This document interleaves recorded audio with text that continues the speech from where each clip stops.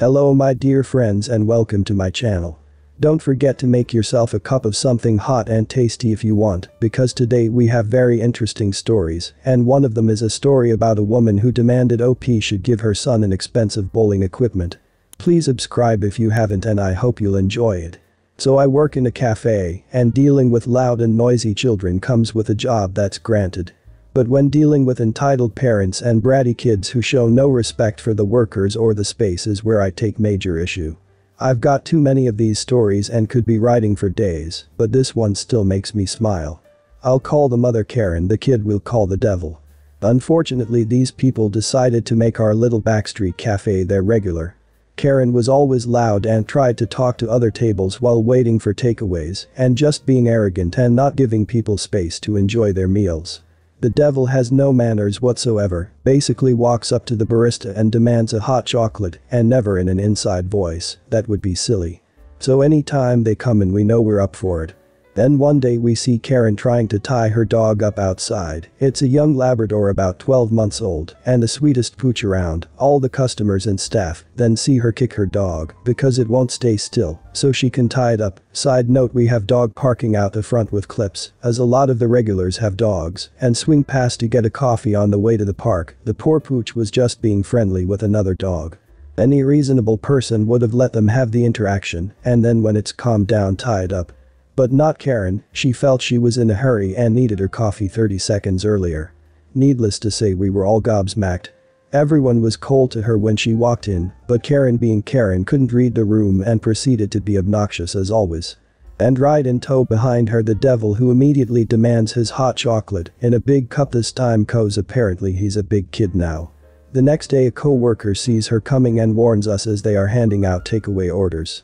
I peek my head around the corner as Karen starts crossing the road with a cute doggo and the kid. At the same time another person was walking around the corner with their dog, so Karen's dog decides it wants to play and darts across Karen and the devil's path, inadvertently tripping both of them.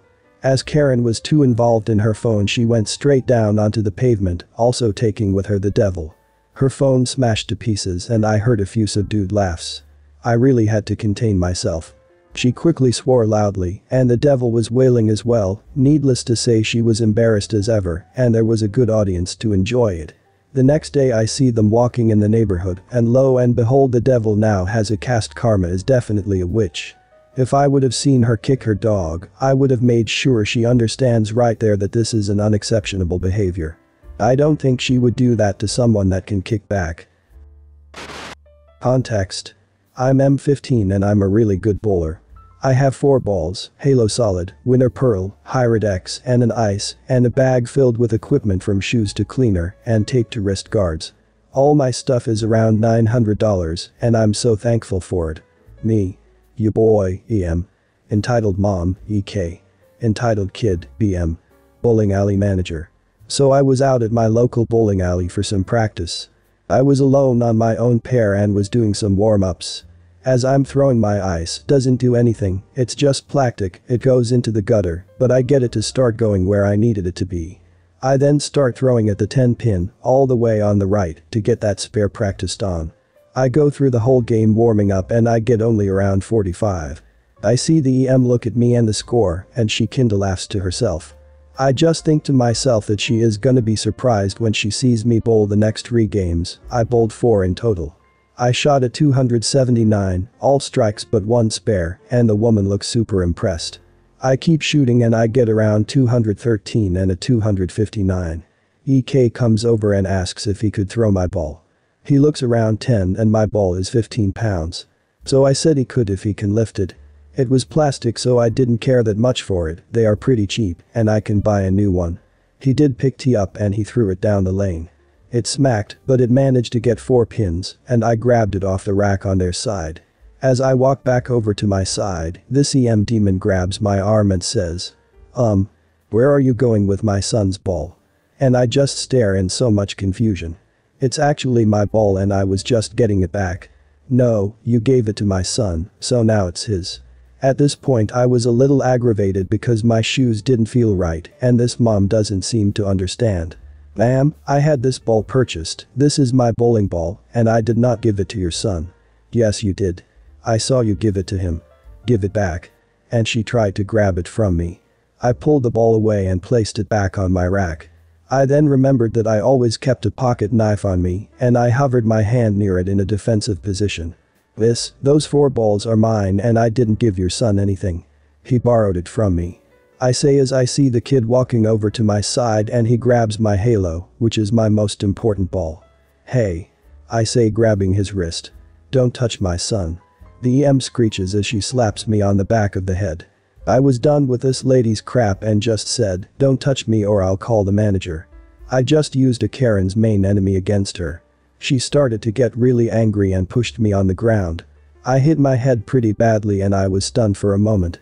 I then see the EM and the EK start taking my stuff. I grab the kid and yoink my bag from him along with my halo. "Come here, you little crap," the EM says as she runs at me. I just trip her, and the counter happens to get wind of the situation. The officer that was standing there rushes over to break up the fight and he does, until the woman screams that I stole her son's equipment. "Do you have any proof that this is your stuff, kid?" He used my real name because he is my friend's dad, so score, to which I pull out my phone and show him my picture of me with my bowling balls at a tournament photo and a before and after picture of a deep cleaning process. He looks to the EM and she just goes bright red. But that's an easily manipulated photo. It's fake," she screams as the manager walks over. She was watching the whole thing when the officer walked over. "Miss, please leave the alley before Chris, officer's not real name, escorts you out," and I was so happy at this point. "I'll speak to the owner about this." The woman screams as she throws a $20 out of her purse at the manager. I just look at the manager and she and I are both worried for that woman and we kind of laugh. She offered me some ice cream for the trouble and of course, I took it. However, the parking lot was a different story. I walked out of the building and the EM was waiting for me. I was just ready to get picked up by my mom, but this witch wanted round 2. She saw me and started walking to me. "Give my son your stuff.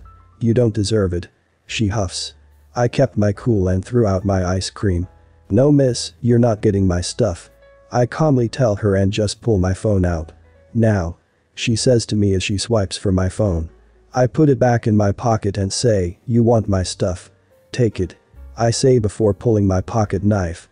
I had a card on me to allow me to do this and it was in self-defense, so it was legal. The woman screeches and yells assault and other crap. I flip it back closed and the officer walks outside after hearing the calls. He looks to the EM, then to me, and he just sighs. "Ma'am, get the hell out of here," he says, sounding absolutely done. The EM just screeches at him saying that I almost killed her and how I had a knife. It was sorta true, but I only would have killed her if it meant that it would have saved mine. I didn't know what she would do to me, and I was just a small kid, 5'7" and only like 138 compared to this 5'10" beluga whale. The officer looks to me, so I give him my knife and my side of the story. Cop puts the EM in handcuffs and the kid is beating his leg while he is trying. I put the kid in a headlock to keep him from moving, but enough where he can still breathe. Cop cuffs the kid too and send them to the station. Never heard from them again until I read the paper out of boredom and saw the woman was arrested for assaulting a minor, slander, and possession of medicine. Pulled a reverse Uno card of "let me speak to the manager." Never heard of that one before, but it's amazing. OP, well done. The story, in a nutshell, is largely why I almost never go to the theater. It had been getting worse over the years, mostly with people seemingly unable to put away their phones, and the fact that while theaters are the same size, they renovated them to cram in more seats. I used to be able to slip past a person seated without touching them. Now there is no legroom and if you need to get up everyone has to move into the aisle to let you out. This is not like the old days where you had to wait a year or more for a movie to be released on video and then hope you could rent it. Buying them was $100 or more a pop in the old days. Now I can wait a couple of months and buy or stream the movie on my big screen television for less than the cost of the snacks.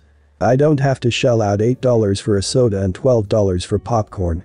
Mostly, I don't have to deal with entitled people, mostly parents, who seem to think that because they have kids they're right to enjoy the movie as they, and their crotch goblins, see fit is more important than everyone else. It ruins the experience for everyone else but they really don't care. Heaven forbid it be a single mother. They tend to be the queen of entitled. There were a couple of events that put me into the just wait until it's out on video mindset. This was the first. I wanted to see the remake of Texas Chainsaw Massacre.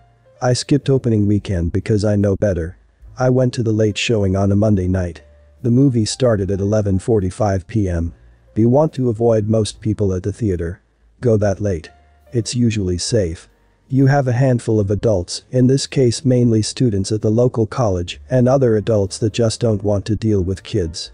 I had gone to the dollar store and bought a pack of Butterfinger minis. The theater didn't have Butterfingers, and all their candy bars, regular size, were $5 each.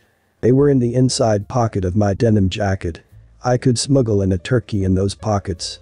Tonight, though, I bought a medium soda and medium popcorn. Refills are free, but I didn't want to have to get up. The soda and popcorn cost me $15. I could have gone with a large for $5 more, but it was just me, not a small army. I didn't think I needed a gallon of soda and a bushel basket of popcorn. I remember the cost because I did the math later. The other use of the jacket was to keep from freezing to death. Even in summer that theater is ice cold. As expected, there were a lot of empty seats, so I chose one about 6 rows from the back, in the middle. Great spot. They had already dimmed the lights and were running the previews when I got in. I let my eyes adjust, found my spot and settled in to watch. A group comes in after me. I hear a strange sound behind me. The voice of children. Nah, couldn't be. It's almost midnight on a school night and this is a horribly violent and bloody R-rated movie. Nope, no one would do that. No one except an entitled mom. It also wasn't a kid. It was 4 kids. 4 children. The oldest was maybe 10. The youngest about 3. To see a movie called The Texas Chainsaw Massacre. It wasn't like the title was ambiguous or anything. There is going to be a massacre and it's going to involve chainsaws. It's right there in the title. She plops her butt down in the seat 2 seats to my right in the row directly behind me, and I turn my head just enough to get a glimpse of her and the kids. She had 2 kids on either side of her. One directly behind me.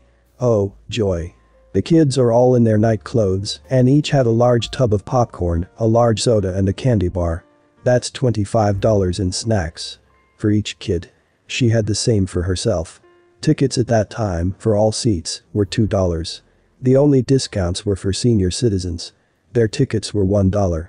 This woman had just spent $135 to take her small children to see the Texas Chainsaw Massacre at 11:45 p.m. Whatever, free country and all that. A lot more college-age students came in as the previews continued, nearly filling the theater. This was a surprise, but I figured they were just trying to avoid kids the way I was.